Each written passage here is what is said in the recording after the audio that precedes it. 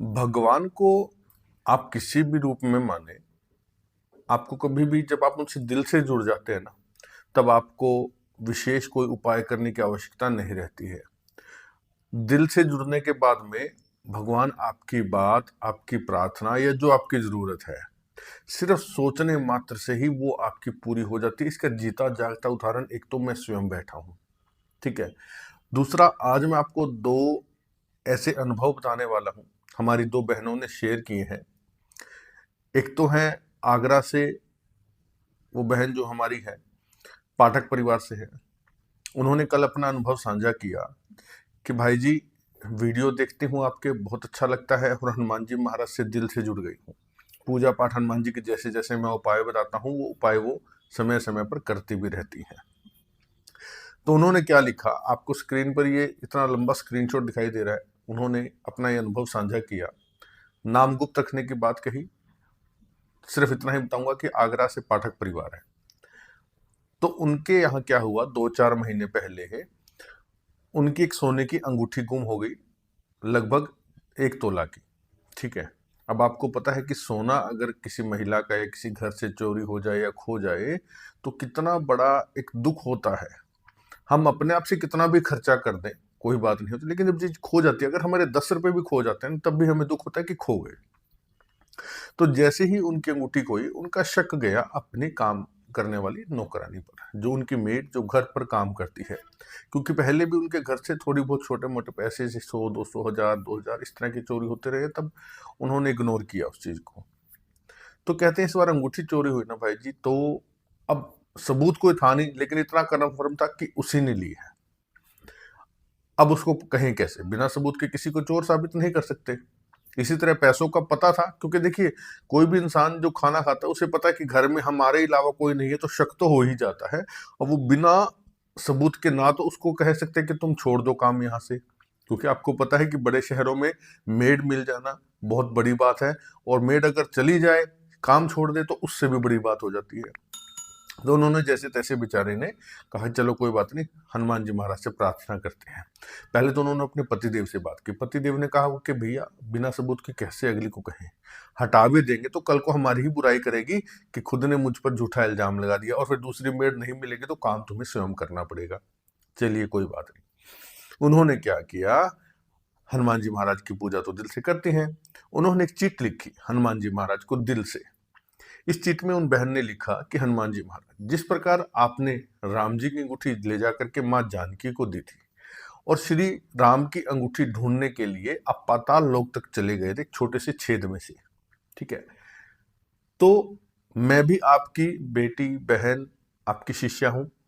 मेरा भी हक का कमाया हुआ पैसे का जो है, मैंने वो अंगूठी बनाई थी और वो खो गई है।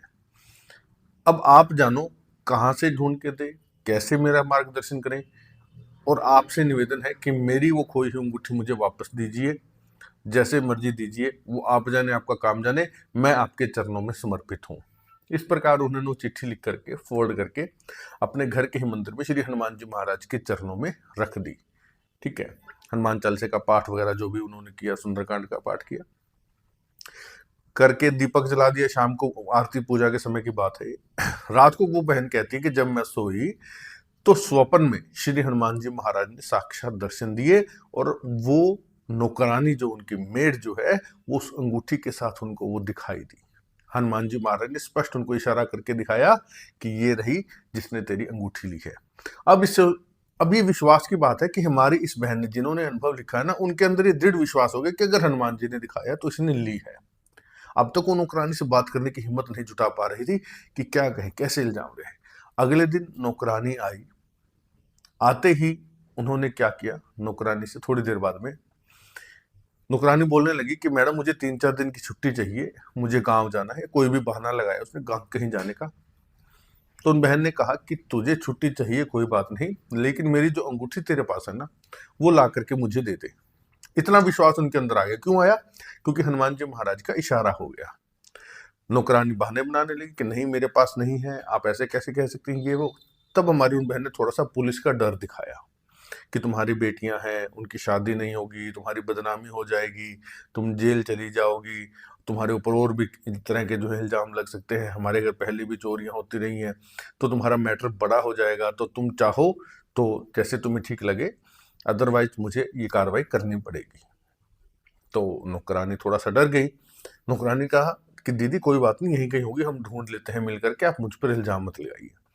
तो नौकरानी ने क्या चालाकी की, नौकरानी ने कहा मैं इधर बेड के नीचे ढूंढती हूँ थोड़ा सा। तो झाड़ू से उसने बेड के नीचे इस प्रकार से झाड़ू लगाई, तो कहते भाई जी वहां से वो अंगूठी निकाल करके ले आई, जबकि उस बेड को मैं और मेरे पति उठा करके देख चुके, सारे बेड को उस जगह से। जब वो नौकरानी घर पे नहीं थी तो उस बेड को पूरा उन्होंने मूव किया, वहां से सारा सामान हटा करके, और कहते भाई जी वहां अंगूठी नहीं थी, और उसने चालाकी से अंगूठी वहां डाल करके, और मैं वहीं पास में ही खड़ी देख रही थी, और उसने बड़ी चालाकी से अंगूठी वहां डाल करके और झाड़ू से जो है निकाल करके मुझे दे दी कि लो दीदी आपकी अंगूठी मिल गई। तो विद इन 24 आवर्स, 24 घंटे के अंदर हनुमान जी महाराज ने इस प्रकार से उन बहन की सहायता की। उसके बाद उन्होंने उस नौकरानी को काम से हटा दिया। तो अब आपके सामने है कि सिर्फ भाव से वो जुड़ी हुई है हनुमान जी से, और अपना गुरु पिता भाई जो भी रिश्ता बनाया, मैं सभी बहनों को कहता हूं, भाइयों को कहता हूं कि जब हम भगवान से संबंध बना लेते हैं ना, आप हनुमान जी को पिता का संबंध बनाइए, गुरु का बनाइए, बड़े भाई का बनाइए, दादा बनाइए, तो वो संबंध इतना जो है ना हमारा मजबूत हो जाता है कि हमें शंका ही नहीं रहती। वो केवल हमारे सुनने मात्र से ही सिर्फ हमें मन में सोचने की देर है, हमारी चीजों को पूरा कर देते हैं।